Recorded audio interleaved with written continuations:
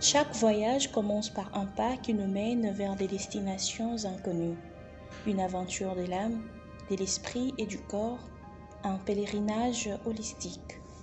Commencez votre marche avec Dieu.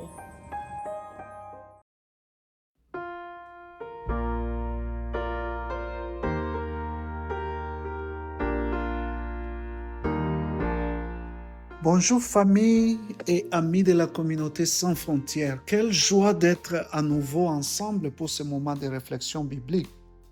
Aujourd'hui, nous parlerons d'un thème puissant, l'espérance qui persévère. Il y a des moments où l'âme se sent fatiguée.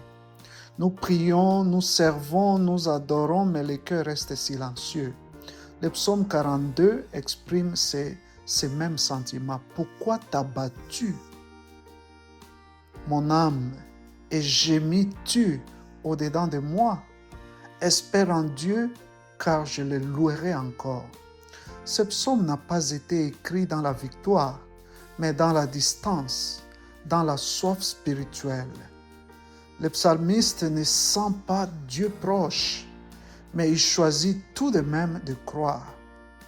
L'espérance qui persévère ne nie pas la douleur.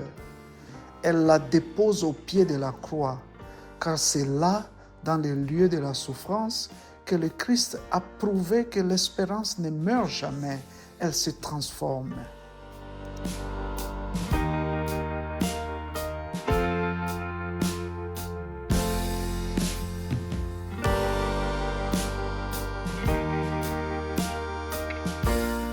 Laisse-moi te raconter l'histoire de Laura.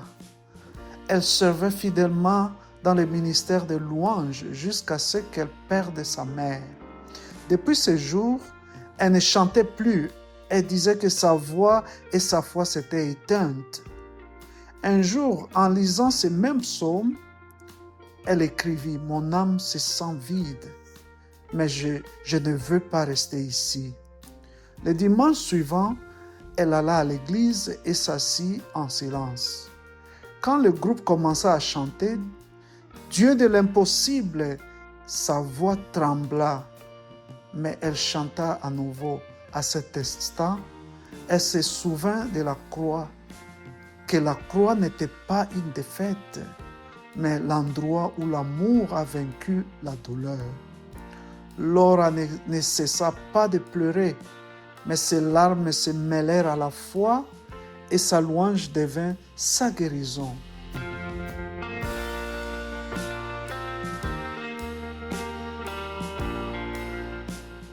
Le psalmiste n'attend pas de se sentir mieux pour louer.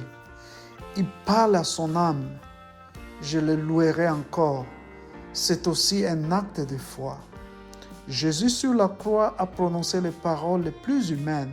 Mon Dieu, pourquoi m'as-tu abandonné? Mais même dans ce cri, il a fait confiance au Père. Et 3 jours plus tard, l'espérance est ressuscitée. La croix nous enseigne que l'espérance ne dépend pas de ce que nous ressentons, mais de ce que le Christ a déjà accompli. Son amour demeure quand tout le reste tremble.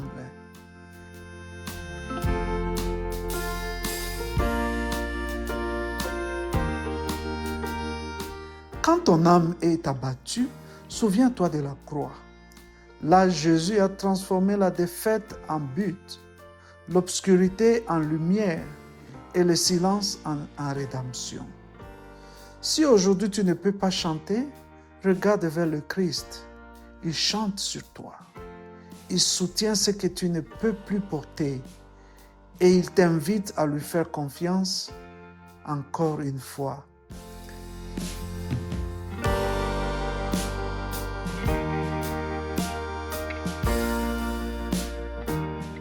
L'espérance qui persévère ne repose pas sur les émotions, mais sur une personne, Jésus-Christ.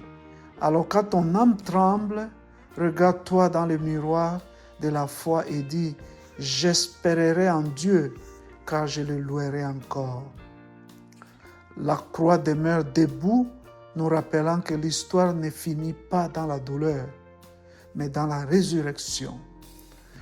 Je t'invite à réfléchir Quand tout semble perdu, regardes-tu encore tes circonstances ou regardes-tu le Christ, la véritable source de ton espérance? C'était une joie de partager ces moments ensemble. Que la paix et la grâce de Dieu t'accompagnent toujours. À très bientôt pour notre prochaine réflexion de la communauté sans frontières.